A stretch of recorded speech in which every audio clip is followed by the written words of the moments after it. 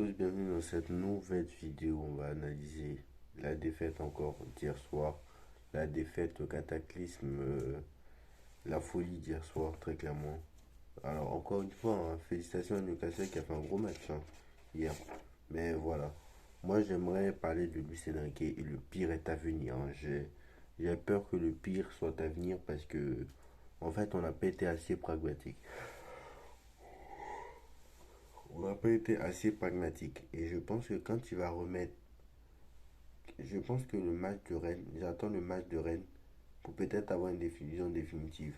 Ou peut-être le match de Rennes, ouais. J'attends le match de Rennes, voir le match de l'AC Milan pour avoir pour avoir une vision un peu plus complète. Parce que hier, certes, on s'est fait bouffer dans l'intensité. Mais hier, il a fait un 4-2-4.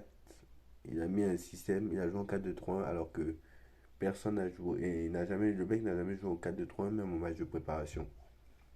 Donc c'est sûr que ça ne pouvait pas fonctionner. Et en plus, il n'avait même pas les joueurs pour jouer en 4-2-3-1. Donc voilà, je ne sais pas pourquoi il a tenté un 4-2-3 aujourd'hui. Je ne sais pas pourquoi. Alors que depuis le début de la saison, il joue en 4-3-3. Partout où il est passé, il joue en 4-3-3. Mais le mec, je ne sais pas, sur un match contre Newcastle, je ne sais pas, il se lève et il s'est dit 4-2-3-1. Alors moi, est-ce que c'est les dirigeants qui lui ont dit de mettre un 4-2-3-1? C'est fort possible aussi. Parce que moi, je ne comprends pas. Il y a toujours la pression de Enrique ne se laissera jamais faire.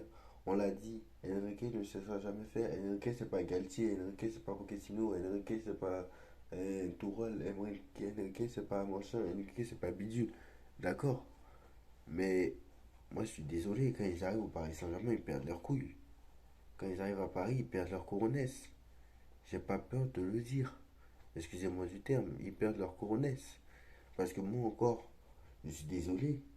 Depuis le début de la saison, à part contre l'Olympique de Marseille, où il a joué en 4-4-2, il a toujours joué en 4-3-3. Alors enlevez les matchs de préparation, d'accord, je vous l'accorde. Le match contre Lorient, il a joué en 4-3-3. Le match contre Toulouse, il nous a joué en 4-3-3. Même s'il a mis des compos, des joueurs qu'on n'attendait pas. Il a mis Vitinha, notamment ailier droit. Et voilà. Et contre Lens, il a joué en 4-3-3. Il a mis Asensio en point vu que Gonzalo Ramos était blessé sur ce match-là. Contre Lyon, il a joué en 4-3-3. Contre. Après, c'était la trêve. Contre Nice, il a joué en 4-3-3, même s'il a perdu. Contre l'OM, il a joué en 4-3-3. Contre Dortmund, il a joué en 4-3-3. Et d'un coup, parce qu'il a quand même remporté ces matchs-là, il a quand même. Mais, globalement, il a fait un bon match contre Dortmund, un gros match contre Marseille, un gros match contre Lyon, un gros match contre Lens.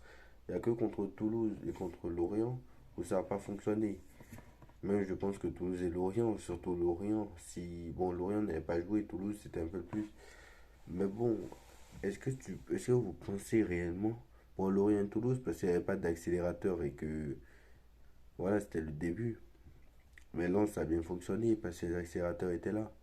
Lyon c'est la même chose. Nice ça n'a pas fonctionné parce que la défense était catastrophique et que nous on s'est fait avoir comme des débutants. Parce que sur ce match-là, je ne sais pas ce qui s'est passé en fait. Nice avait fait un match incroyable. Et ça prouve après qu'on a battu Dortmund. Après on a battu Dortmund. Le match de l'OM, on joue en 4-4-2, on gagne.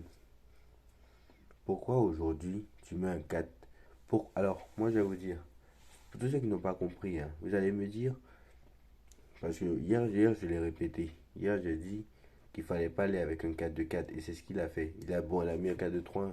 Mais en fait, c'est pas qu'il fallait pas partir avec un 4-2-4. Il fallait pas partir avec 4 joueurs offensifs en même temps. Et c'était ça le problème. C'était ça, il fallait pas mettre 4 joueurs offensifs en même temps. C'est pas possible, ça ne sert strictement à rien. Deschamps a raison. Deschamps l'avait dit dans une interview, je crois, avant l'Euro, où il montrait ses goûts tactiques. Sur ces matchs, il a dit mettre 4 joueurs offensifs comme le fait le Paris Saint-Germain, je trouve que ça ne sert à rien. Alors c'est pas pour défendre Deschamps. Deschamps c'est un entraîneur défensif, vous allez me dire. Pourquoi pas? Plus défensif que offensif, c'est sûr. Mais même Guardiola qui est un entraîneur offensif, n'a jamais mis quatre défenseurs en même temps. Même Guardiola qui est un entraîneur offensif Même Klopp, qui est un entraîneur. Depuis Klopp, il a toujours joué en 4-3-3. Guardiola, il a souvent joué en 4-4-2, 4-3-3. En tout cas, il n'a jamais mis 4 offensives, ou rarement. Rarement, il a mis 4 offensives. Ou soit, c'est vraiment, il est sûr de. Même pour des petites équipes, il n'a jamais fait ça. Guardiola n'a jamais fait ça. Klopp n'a jamais fait ça. Même Nagelsmann, Flick, Joachim Löw n'ont jamais mis 4 joueurs offensifs. Jamais. Même le Joachim Löw en 2014, lors de sa Coupe du Monde, où il est lui, il est très offensif par contre. Lui n'a jamais mis 4 joueurs offensifs. C'est impossible. Tu joues avec seulement 2 milieux de terrain. Sachant qu'à 3 milieux de terrain, on a dit que oui, certes, le milieu était performant, mais généralement, sur les bons matchs que tu as fait, généralement, c'est Vitinha, c'est lui le plus mauvais. Parce que Ugarte, il est toujours bon, mais Warren Zaïre le suit. Et après, Vitinha, c'est toujours lui le plus mauvais. Donc on a dit, est-ce que Vitinha peut aller sur le banc et faire entrer Ruiz sur l'air? Mais les autres n'ont pas le niveau.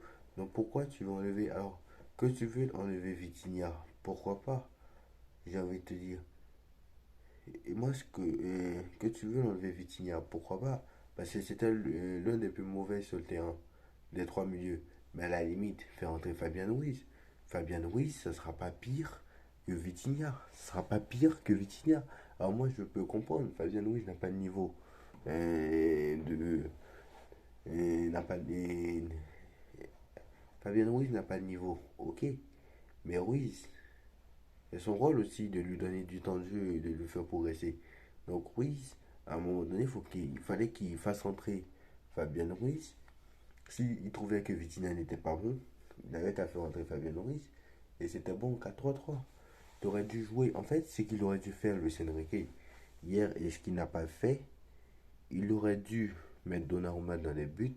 La défense, tu pourrais laisser ça à Hakimi à gauche, Hernandez à droite, Hakimi à droite et Hernandez à gauche.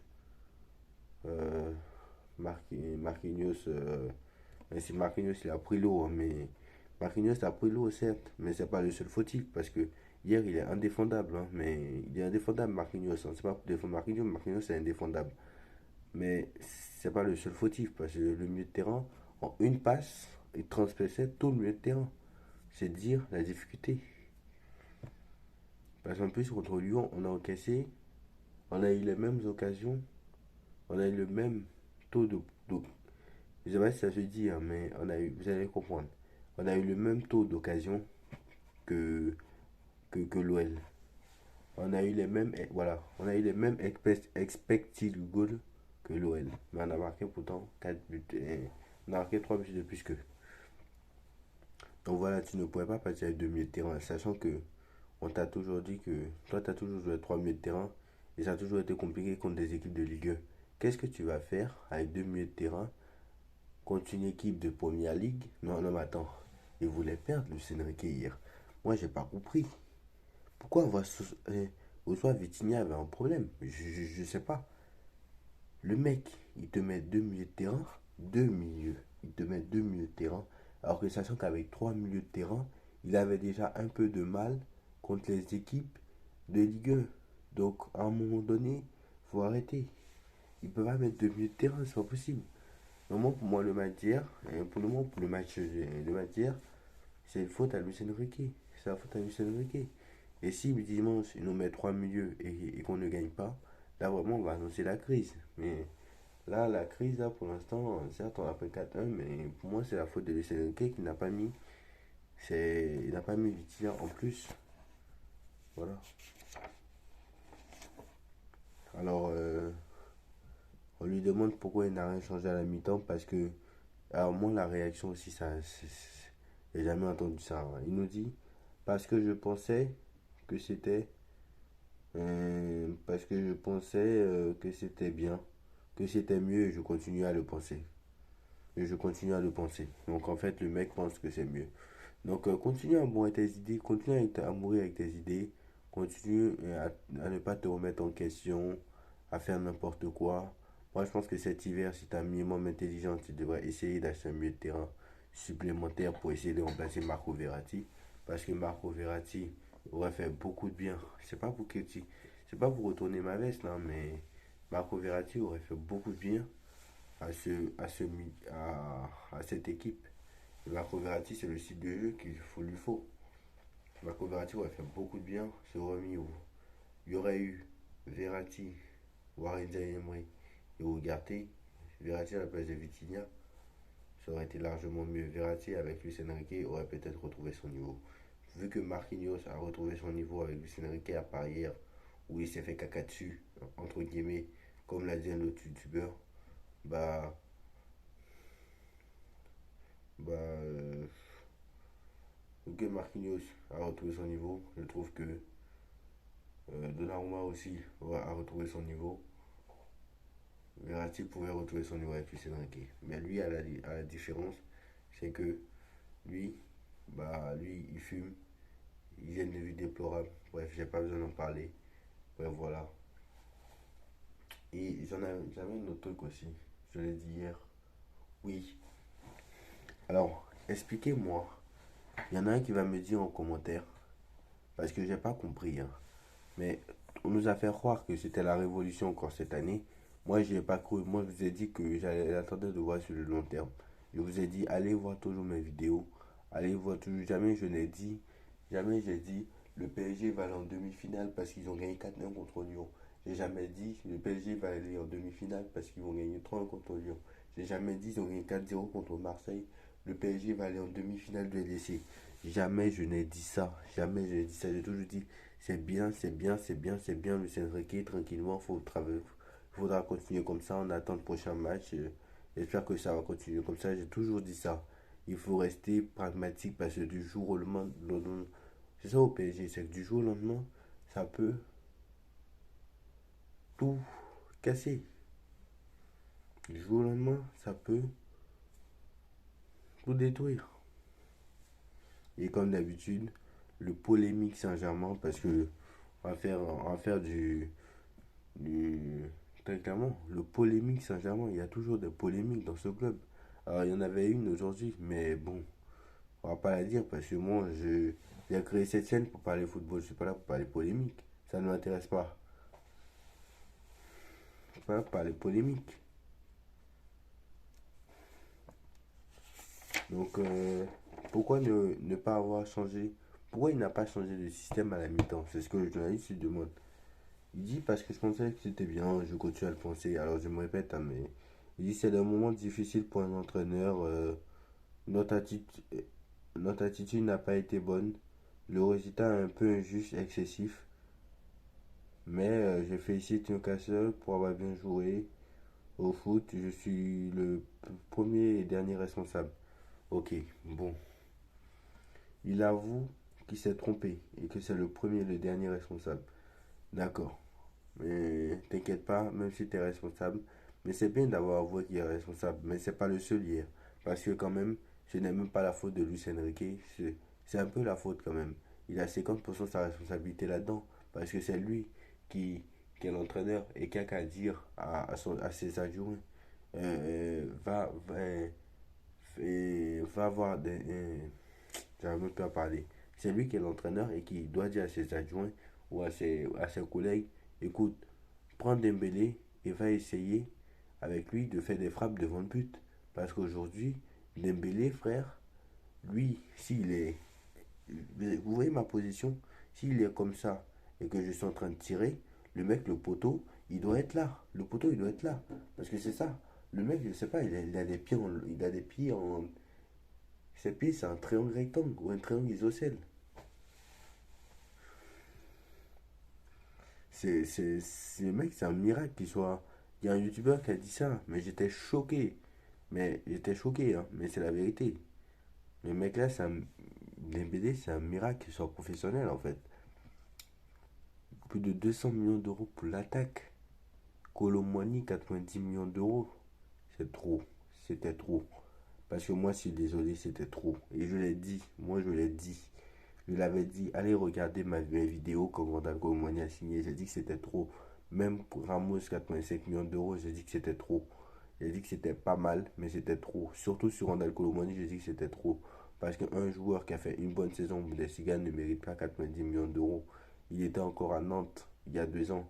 Donc tu aurais pu le prendre pour 2 fois moins cher, voire pour 3 fois moins cher. Pour 3 fois moins cher en 2022, tu aurais pu le prendre. Colomwani, quand même, c'est 2 bonnes saisons à l'Eintracht Francfort. et il n'a même pas passé le pool de Ligue des Champions. À un moment donné, il faut quand même arrêter de dire les conneries. En Bundesliga, c'est un championnat qui est fort, hein. Alors, c'est un championnat. Encore, le mec aurait ses stats là en première ligue, j'aurais dit oui. Mais en Bundesliga, il n'y a pas de défense en Allemagne. Il n'y a pas de défense. C'est un championnat où tout le monde. J'ai- Je lui ai fait la référence FIFA, mais c'est un championnat où que si tu t'appelles Düsseldorf, que si même si Düsseldorf n'est pas Bundesliga, hein, que tu t'appelles Bayern, que tu t'appelles Wolfsburg, que tu t'appelles Dortmund, que tu t'appelles Leipzig, que tu t'appelles Mönchengladbach, que tu t'appelles Union de Berlin, Hertha Berlin, Wolfsburg, Stuttgart ou je ne sais quoi, Werder de Brême, tout le monde est en ultra offensif. C'est pour ça que le Bayern, dans tous leurs matchs, ils gagnent 6 ou 7-1. Et on croit qu'ils sont forts. Mais non. Mais après, le Bayern,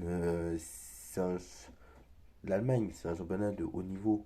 Mais c'est un championnat en fait où, bon, c'est un championnat de haut niveau, mais c'est un championnat où, en fait, on marque beaucoup de buts et il n'y a pas de défense. C'est pour ça que Colomboigny ne va jamais marquer autant de buts en Bundesliga qu'il a marqué en. Il ne va jamais marquer autant de buts en Ligue 1.